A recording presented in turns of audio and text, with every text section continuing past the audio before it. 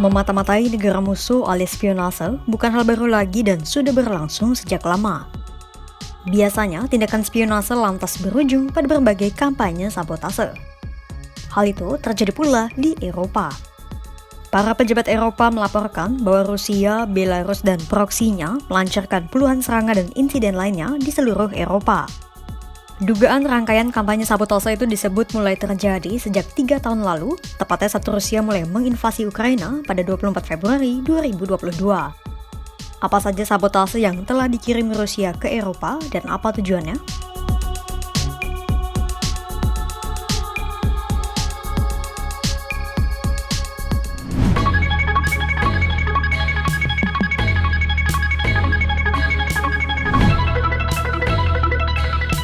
Associated Press telah mendokumentasikan 59 insiden selama 3 tahun belakangan.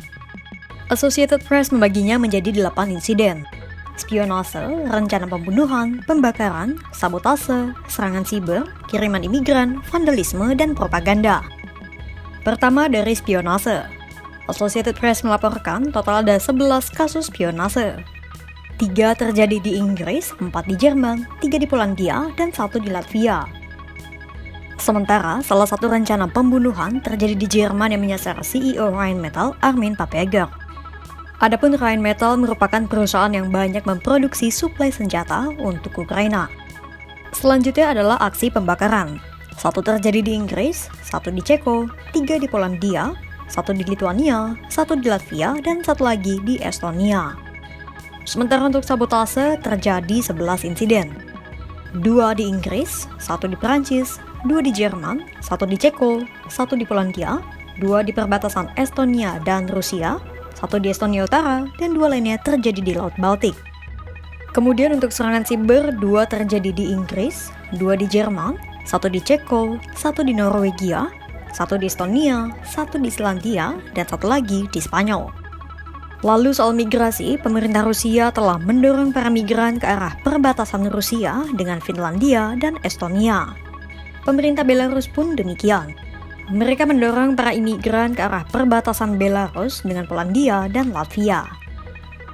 Lalu untuk kasus vandalisme, 1 dilaporkan di Perancis dan 1 lagi di Estonia. Dan terakhir adalah propaganda. Propaganda paling banyak dilaporkan terjadi di Perancis melalui 5 insiden. Kemudian 2 di Jerman, 1 di Belgia, 1 di Swedia, 1 di Polandia, 1 di Rumania, dan 1 lagi di Spanyol.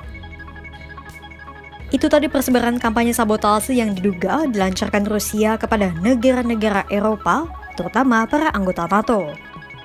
Caranya bermacam-macam, mulai dari mengisi knalpot mobil dengan busa mengembang, menanam bahan peledak di pesawat kargo Jerman, membakar toko dan museum, meretas politisi dan infrastruktur penting. Kemudian ada juga kerusakan di bawah Laut Baltik, termasuk kabel listrik yang menghubungkan Estonia dan Finlandia. Selain itu, Finlandia pun juga sempat menahan armada kapal bayangan Rusia yang diduga digunakan untuk menghindari sanksi. Pertanyaannya, apa tujuan kampanye sabotase yang diduga dilakukan oleh Rusia itu?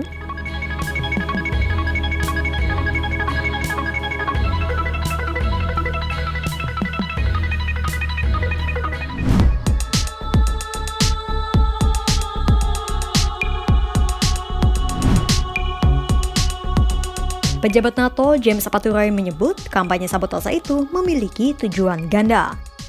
Pertama adalah untuk menciptakan keresahan politik dan melemahkan dukungan warga negara terhadap pemerintahan Eropa.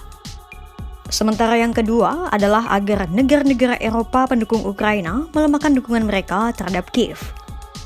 Menurut Apaturai, cara paling efektif untuk menanggulanginya adalah dengan melakukan pendekatan terkoordinasi, termasuk saling berbagi informasi intelijen. Upaya itu dinilai sangat ampuh untuk melacak dan melawan ancaman.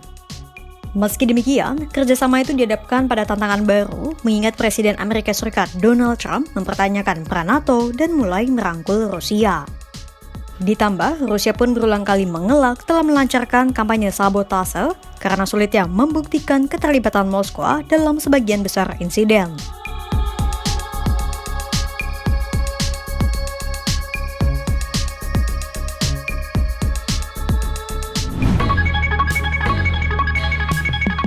Tak hanya menyerang Ukraina, Rusia juga turut mengganggu Eropa dan para anggota NATO melalui kampanye sabotase. Sabotase dan spionase bukan lagi hal baru bagi Rusia, mengingat Moskwa memiliki rekam jejak terkait spionase dan sabotase di era Perang Dingin. Semakin maju teknologi, semakin berkembang pula sabotase yang dilakukan. Salah satunya melalui serangan siber.